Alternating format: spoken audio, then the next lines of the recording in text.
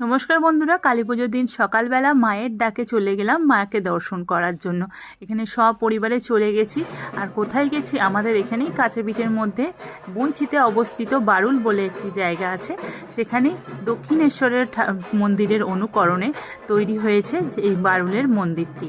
আর যেখানেই আমরা প্রবেশ করলাম, খুবই কাছে আমাদের এখান থেকে বলতে গেলে, তাও কোনোদিন যাওয়া হয়নি, তাই মায়ের ডাকে চলে গেলাম। দেখুন, পুরো দক্ষিণেশ্বর মন্দিরের মতো দেখতে লাগছে।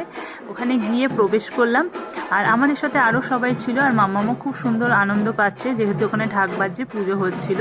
আর যেহেতু কালী পুজোর দিন সকালবেলা গেছি, খুব সুন্দর একটা দিনে গেছি মাকে দর্শন করব বলে, তাই আগেও কোনো দিন যাইনি, সুযোগও হয়নি, আর মায়েরও সেরকম ডাক পড়েনি। তাই মা যখন ডাকলো, সকাল সকাল বেরিয়ে পড়লাম। আর গিয়ে দেখুন, আপনাদেরকেও দেখাচ্ছি, তার সাথে আমিও দেখছি। আর প্রথমে প্রবেশ করলাম, ওখানে কিছু মানুষজন ছিল, সেহেতু পুজোর দিনে গেছি, এখানে ঢাক বাজছিল।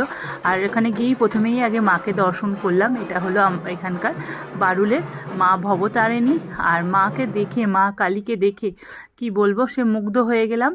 খানিকক্ষণ দাঁড়িয়ে দেখলাম, তারপরে তো মামামে দুষ্টুমি আছে, যেহেতু মন্দিরটা অনেকটা বড়, মামামও বেশ খেলা করতে পারছিল। আর চারিদিকটা ঘুরে ঘুরে দেখছিলাম। আর এখানে দেখুন মহাদেব বাবা পঞ্চানন, ওনাকেও দর্শন করে নিলাম।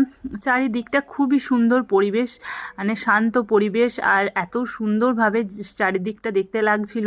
খুব মনোরম পরিবেশ, খুব ভালো লাগছিল। ওখানে গিয়ে আমরা অনেকক্ষণ সময় কাটালাম।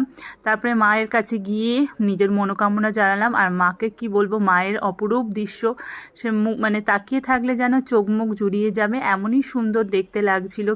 তারপরে ওখানে দাঁড়িয়ে একটু ছবি তুলে নিলাম, মাকে প্রণাম করে মায়ের কাছে মনের ইচ্ছা জানালাম। চারিদিকটা ঘুরলাম, আর খুব সুন্দর লাগলো বারুলের এই দক্ষিণেশ্বরের মন্দির।